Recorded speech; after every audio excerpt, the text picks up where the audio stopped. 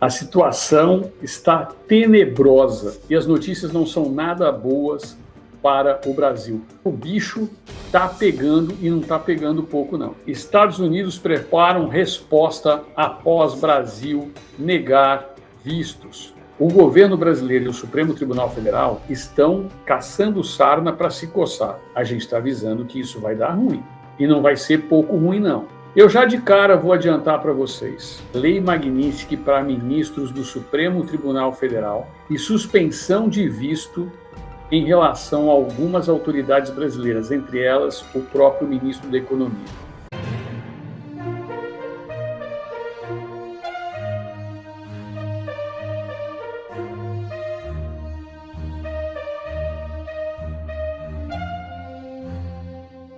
Itamaraty nega visto a funcionários dos Estados Unidos antes das eleições. É isso mesmo. O Itamaraty negou vistos a 2 funcionários do Departamento de Estado dos Estados Unidos, Riley M. Barnes e Samuel Sampson, que planejavam visitar o Brasil entre 27 e 30 de julho, antes das eleições presidenciais de outubro. O governo brasileiro argumentou que a missão poderia levantar dúvidas sobre a integridade do sistema eleitoral e interferir no processo. O Departamento de Estado norte-americano, por sua vez, afirmou que a visita fazia parte da agenda regular e negou qualquer intenção de influenciar as eleições. Segundo a agência de notícias Reuters, os representantes norte-americanos pretendiam discutir o sistema eleitoral brasileiro. Para o Planalto e o Itamaraty, a viagem poderia fortalecer questionamentos sobre as urnas eletrônicas em meio à campanha presidencial. Trump aciona a Suprema Corte e quer mexer diretamente na eleição. É isso mesmo. O governo do presidente Donald Trump solicitou à Suprema Corte dos Estados Unidos autorização para colocar em vigor um decreto que endurece as regras para o voto por correspondência. A iniciativa ocorre poucos meses antes das eleições legislativas de meio de mandato, marcadas para novembro, e integra um conjunto de medidas voltadas à segurança do processo eleitoral. O pedido foi apresentado após um Tribunal Federal de Apelações manter, no último sábado, a suspensão da medida em 23 estados e no Distrito de Colômbia. Nessas localidades, o decreto foi alvo de ações judiciais e o governo busca agora que suas determinações passem a valer enquanto o mérito do caso continua sendo analisado pela Justiça. A situação está tenebrosa e as notícias não são nada boas para o Brasil. Eu já vou trazer diretamente as manchetes da Globo. Segura aí, porque o bicho está pegando e não está pegando pouco, não. Eu vou trazer a matéria principal aqui. Olha só. Estados Unidos preparam resposta após Brasil negar vistos. Matéria da Bela Megali. Gestão Trump prepara a resposta ao Brasil após negativa de vistos para funcionários dos Estados Unidos. E eu falei que ia dar ruim. Logo no começo eu falei que vai dar ruim. Eu vou dizer aqui para vocês já qual a minha impressão a respeito de tudo isso, o que deve acontecer, o que o Trump vai aprontar para cima do Brasil, na minha humilde opinião. O governo dos Estados Unidos prepara uma resposta ao Brasil após a negativa de vistos para 2 funcionários da gestão Donald Trump. A coluna conversou com representantes dos Estados Unidos no Brasil, que informaram que uma medida está em estudo, mas não deram detalhes sobre o que será feito. A informação já chegou ao grupo de Eduardo Bolsonaro e seus aliados que vivem nos Estados Unidos, que acompanham os desdobramentos do caso. Entre as medidas que estariam no radar, há possíveis sanções individuais contra autoridades brasileiras. O Brasil negou os pedidos de visto para Riley Barnes e Samuel Sampson, funcionários do Departamento de Estado americano, chefiado por Marco Rubio. O Itamaraty justificou a medida, alegando que os americanos tinham o objetivo de questionar o sistema eleitoral brasileiro. O jornal Washington Post revelou que o objetivo da viagem seria levantar dúvidas sobre a segurança do sistema de votação nacional. A avaliação interna do Ministério das Relações Exteriores levou em consideração que o pedido de visto dos funcionários ligados a Rubio ocorreu em um momento em que o candidato à presidência, Flávio Bolsonaro, questionava as urnas eletrônicas em um evento com diplomatas. A conclusão foi de que havia risco de instrumentalização da visita em um contexto eleitoral. Mas, na verdade, o que houve foi um pavor do governo brasileiro ao questionamento das intocáveis urnas eletrônicas brasileiras. Mas isso vai dar ruim. A gente está avisando que isso vai dar ruim. E não vai ser pouco ruim, não. Eu já de cara vou adiantar para vocês. Não se surpreendam se vier lei Magnitsky para ministros do Supremo Tribunal Federal e suspensão de visto em relação a algumas autoridades brasileiras, entre elas o próprio ministro da Economia. Vocês não se surpreendam se o Trump vier com tudo para cima do Brasil. Vocês viram que a reportagem da Mela Megali, mas não fica só aí. O governo brasileiro e o Supremo Tribunal Federal estão caçando sarna para se coçar. Olha só o que sai logo em seguida. Presta atenção nessa matéria. Ministros defendem resposta dura do TSE a ataques às urnas e à missão dos Estados Unidos para questionar o sistema eleitoral brasileiro. O episódio dos vistos negados pelo Itamaraty a 2 assessores do secretário de Estado dos Estados Unidos, Marco Rubio, gerou uma reação muito negativa dentro do STF e do Tribunal Superior Eleitoral. Ministros das duas cortes defendem que o presidente do TSE, Nunes Marques, condene duramente os últimos ataques às urnas eletrônicas e à missão dos Estados Unidos, que viria ao Brasil para minar o sistema eleitoral brasileiro. Na avaliação desses magistrados, a nota divulgada pela equipe de Nunes Marques foi considerada tímida e fraca, que não refletiria a gravidade do momento. A expectativa é que o presidente do TSE também mande esse recado na reunião com embaixadores agendada para depois do recesso do Poder Judiciário. Segundo a reportagem do jornal americano The Washington Post, os 2 funcionários de alto nível do Departamento de Estado dos Estados Unidos viriam ao Brasil para levantar dúvidas sobre a integridade e confiabilidade do sistema eleitoral brasileiro. E jamais você duvide disso. Os 2 pediram audiência com Nunes Marques, mas que não foi agendada por causa do recesso do Judiciário.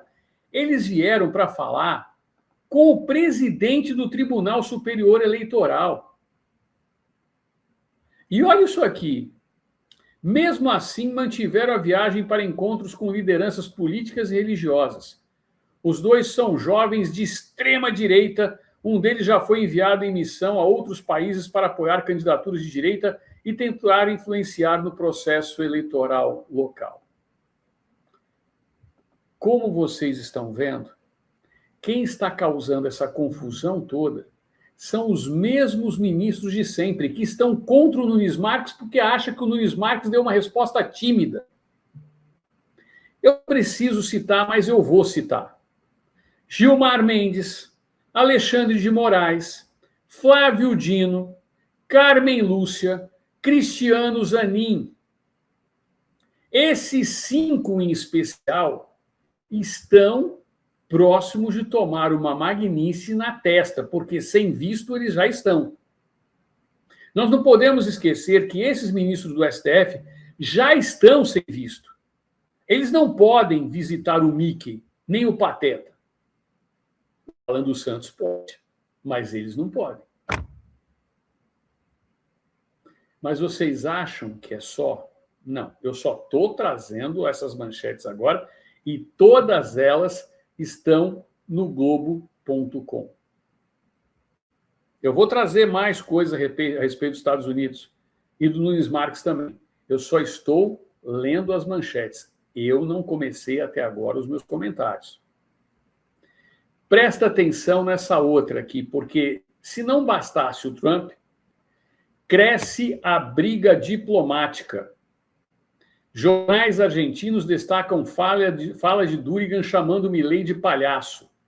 Declaração de ministro da Fazenda ganhou destaque nos principais jornais argentinos após ataque de Javier Milei a Lula e a economia brasileira durante visita ao Brasil. Vou colocar aqui para vocês verem a imagem Vou deixar bonitinho aqui para depois não aparecer uma ursona da Coca-Cola aqui. Espera um pouquinho, não é essa.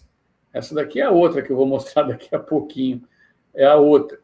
Eu vou mostrar para vocês aqui essa que eu acabei de trazer dos argentinos. Presta atenção aqui, ó. Como eu disse para vocês, está aqui. Cresce briga diplomática, jornais argentinos destacam fala de Durigan chamando Milei de palhaço. E esse daqui é o palhaço de verdade. Porque quem é Durigan? Quem é esse cara na fila do pão? Olha só. A declaração do ministro da Fazenda, Dario Durigan, que chamou o presidente da Argentina, Javier Milei, de palhaço, repercutiu na segunda-feira na imprensa argentina. Dois dos principais jornais de circulação no país, o Clarín e La Nación, destacaram a resposta do ministro aos ataques feitos por Milei durante o evento de lançamento da candidatura de Flávio Bolsonaro no último fim de semana. As publicações descrevem o episódio como mais um capítulo da crise diplomática entre Brasil e Argentina. Durigan afirmou em entrevista à Rádio Jornal de Pernambuco que a economia brasileira está em situação melhor que a Argentina. O palhaço do presidente da Argentina veio ao Brasil ontem e falou de Brasil, quando o risco país da Argentina é muito mais alto, a dívida pública é muito mais alta, a inflação é muito mais alta, disse o ministro. Por conta da esquerda, por conta dos Kirchners, dos Fernandes, apoiados pelo seu chefinho, já que você é vassalo, é prostituta de plantão.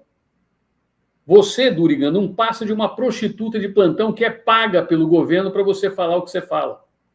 Você é um zero à esquerda, cara. Daqui 3 meses, ninguém nem vai saber quem você é. Você é um subalterno, um vassalo do Haddad.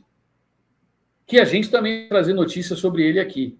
Porque o pau está quebrando em São Paulo. O pau está quebrando em São Paulo. E as pesquisas ainda não conseguiram identificar o que está por vir por aí. Eu vou falar para vocês daqui a pouco na live. Então, esse sujeitinho aqui é que respondeu em nome do Lula. Por quê? Porque o Lula não teve coragem de responder. Depois da repercussão da fala, o titular do Ministério afirmou à Globo News que a declaração foi feita por iniciativa própria e não representa uma posição oficial do governo. Segundo ele, a decisão de resposta surgiu porque as críticas de Milei foram direcionadas à sua pasta. Não tem o menor cabimento um presidente de outro país vir aqui se comunicar sem comunicação oficial, xingar as autoridades, criticar a política econômica fazendo dancinha. Não dava para não responder, afirmou. Tá nervosinho, Durigan? Espera, porque vai ficar pior. Durante a convenção partidária do PL, o presidente argentino chamou Luiz Inácio Lula da Silva de ladrão e presidiário. Ele mentiu? Atacou o ministro do STF, Alexandre de Moraes, e fez críticas ao governo brasileiro. O Clarín destacou que os ataques de Milei aumentaram a tensão entre Brasil e Argentina. O jornal deu ênfase ao fato de que o governo brasileiro chamou o embaixador de Buenos Aires para consultas e reproduziu a reação do chanceler Mauro Vieira. Segundo o ministro das Relações Exteriores, as declarações de Milei foram graves e inaceitáveis. Vieira classificou os ataques como uma interferência em assuntos internos do Brasil. Segundo ele, as falas atingiram o governo, as instituições, o Congresso, o povo brasileiro e o próprio presidente da República. Atingiu você que está me vendo aqui? O La Nación deu destaque à comparação feita por Durigan entre as economias dos dois países e destacou que o chefe da pasta reconheceu problemas na economia brasileira, como os juros altos. A reportagem relembrou a visita de Milei a São Paulo e seu discurso em defesa de Flávio Bolsonaro e destacou os desdobramentos diplomáticos do episódio. A matéria acrescenta que integrantes do governo argentino descartaram um pedido oficial de desculpas pelas declarações de Milei. Pedir desculpas a um ladrão? A um descondenado ex-presidiário? Digita aí na inteligência artificial e pergunta se o Lula foi preso. Ele é um ex-presidiário. E não foi perseguição política porcaria nenhuma. Foi por corrupção. E a parceirinha dele, a Cristina Kirchner, está no Chilindró, na Argentina. Por isso o desespero dele. E as sucessivas crises diplomáticas não param. Durante esse período todo, a Globo foi a maior divulgadora de fake news da gestão Bolsonaro. Eu vou mostrar para vocês como que eles colocaram um monte de besteira na cabeça da população brasileira e por isso que vocês são importantes. Quando você deixa o seu like, o seu joinha, mais pessoas recebem a comunicação do YouTube sobre a live. Por isso que nós estamos fazendo vários cortes também e vai ser daqui até o final da eleição dessa maneira. Até a hora do Flávio sentar naquela cadeira, nós vamos estar aqui atuando.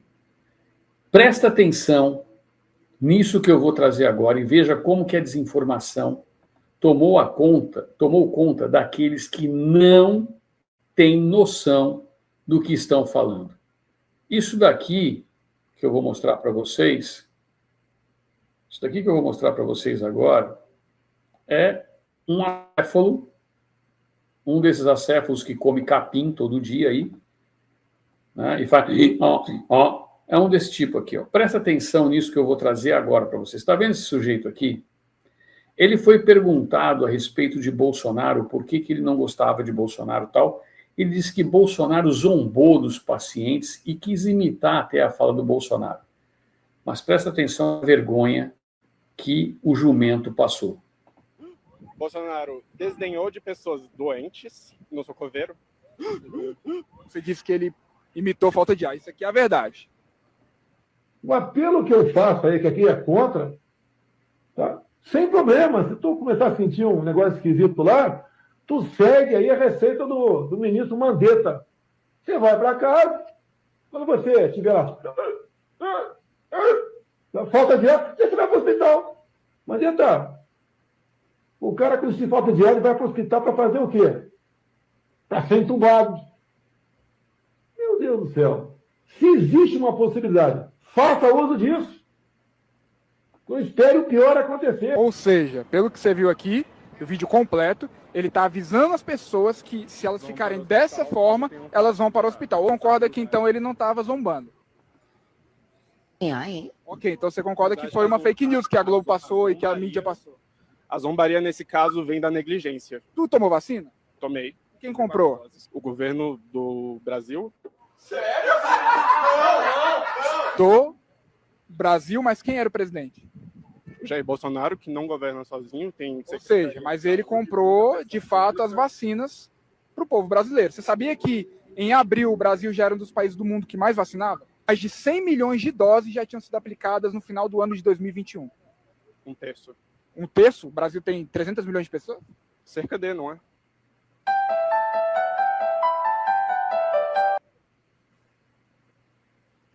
Vocês viram a importância de vocês? Porque grande parte dessas amebas ambulantes foram influenciadas por jornalistas da Globo, que criaram essas fake news, espalharam essas fake news com conivência do ministro Alexandre de Moraes. Depois o Milei chama o ministro Alexandre de Moraes de lixo careca, o Lula fica ofendido. Então, eu trouxe para vocês a importância da informação correta, porque o tempo todo eles tentam tirar você do foco, eles mentem. E sabe o que deu com esse bando de jumento aí, falando essas besteiras? Olha essa matéria aqui que eu vou trazer para vocês agora. Presta atenção que eu vou compartilhar neste momento a tela. Olha aqui, grande parte da turminha dos empresários que fizeram o L. Pessimismo avança para 26 setores da indústria em julho. Índice de confiança da Confederação Nacional da Indústria, CNI, mostra aumento da falta de otimismo entre empresários. Apenas 3 segmentos seguem confiantes. O número de setores industriais com empresários pessimistas subiu de 24 para 26 em julho.